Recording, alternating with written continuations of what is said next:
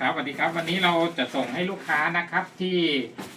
อำเภอหล่มสักนะครับเป็นชุดกันต่อรุ่นใหม่นะครับรุ่นพัดลม12 โวลต์นะครับแรงแน่นอนครับก่อนส่งเนี่ยเราจะต้องเช็คสินค้าให้ลูกค้าก่อนนะครับตัวนี้จะเป็นกระเป๋าเป้ที่เขาแถมไปนะครับเนี่ยครับกระเป๋าเป้เลยครับสะพายเป้ได้เลยนะครับ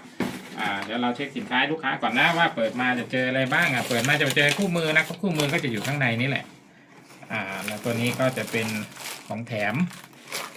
เนี่ยครับคู่มือเดี๋ยวเรามาดูชุดกันนะครับนี่ครับอันนี้เป็นไซส์พิเศษนะลูกค้าเขาเป็นตัวคนตัวใหญ่ครับตัว180สูง180ขึ้นก็ใส่ได้นะครับเป็นไซส์พิเศษเลยครับเนี่ยสำหรับคนที่หนักเยอะๆสูงเยอะๆครับไซส์44นะครับไซส์ 3XL เลยครับเนี่ยครับเราก็เช็คสินค้าให้ลูกค้าแล้วนะครับเราเช็คระดับหนึ่งแล้วแต่เราก็จะมาถ่ายทำให้ลูกค้าดูว่าเราเช็คก่อนส่งทุกตัวนะครับหน้ากากจะเป็นนี้เป็นพัดลม12 โวลต์นะครับตัวนี้นี่พัดลม12 โวลต์เลยนี่อย่างนี้เลยนี่ครับนี่ครับก็จะติดชุดอย่างนี้นี่เลยครับเนี่ยตัวเสียบพัดลมมันจะอยู่ตรงนี้นะครับตัวที่เสียบแบตเตอรี่จะอยู่ข้างนอกนะครับอยู่ในกระเป๋าตรงนี้สะดวกสบายเลยครับเนี่ยครับของแถมมีอะไรบ้างเดี๋ยวเราให้ดูกันตัวนี้เป็นถุงใส่รังต่อนะครับเนี่ยเป็นสแตนเลสอย่างดีเลยครับถุงเบลเลอร์เลยสำหรับไปใส่รังต่อได้เลยครับเนี่ยไปสวมรังต่อได้เลย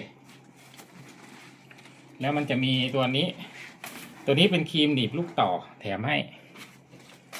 นะครับถุงมือเสริมนี่ครับแบตเตอรี่ของเรานี่ที่ชาร์จนะครับที่ชาร์จแบตเตอรี่เขาก็มีให้นะเนี่ยครับที่ชาร์จแบตเตอรี่มีให้ถุงมือเก็บไว้ก่อนเนี่ยครับอยู่ในถุงอย่างนี้เลยเป็นแบตลิเธียมนะครับใช้งานได้ชั่วโมงกว่านะครับเนี่ยครับ10,000 มิลลิแอมเวลาเสียบชาร์จก็เสียบตรงนี้นะครับแล้วก็ชาร์จได้เลยชาร์จกับไฟบ้านได้เลยเนี่ยตรงนี้จะเป็นช่องที่เก็บแบตเตอรี่นะครับจะสะดวกสบายครับเปิดเนี่ยมันนะครับพัดลมออกทั้ง4ตัวเลยพัดลมอยู่ตรงนี้1ตัวนะครับเนี่ย12 โวลต์นะครับแรงจริงนี่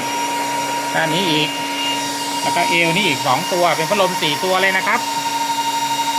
ออกทุกตัวเลยครับออกทุกตัวเลยเสียบจุดเดียวออกทุกตัวนี่เอาแบตเตอรี่ไว้ตรงนี้เปลี่ยนถ่ายแบตเตอรี่ได้ง่ายครับนี่เราเช็คให้ลูกค้าก่อนที่จะจัดส่งอยู่แล้วนะครับให้ดูข้างในนิดนึงนี่ครับข้างในนี่ครับซิปขนาดใหญ่เลยครับนี่ขนาดใหญ่เลยนี่ครับสายมันจะอยู่อย่างนี้นะครับแล้วมันก็จะสอดออกมาจากกระเป๋าด้านนอกของเราตรงนี้พอเราเสียบตรงนี้ปุ๊บมันก็จะนี่ครับออกหมดเลยทุกจุดครับรับรองว่าเย็นเลยครับเนี่ยนี่ดูความหนาของมันนะครับนี่ครับมีซับด้านในเป็นอย่างนี้เลยนะครับเนี่ยหน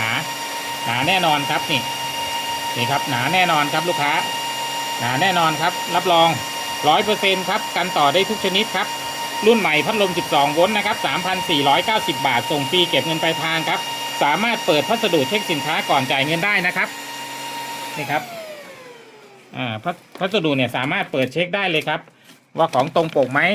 ซื้อของมีมูลค่าเราต้องเปิดได้ครับนี่ครับหนาแน่นอนครับนี่ครับโอเคครับเดี๋ยวเราจะแพ็คส่งให้ลูกค้าที่หล่มสักเพชรบูรณ์นะครับขอบคุณมากครับ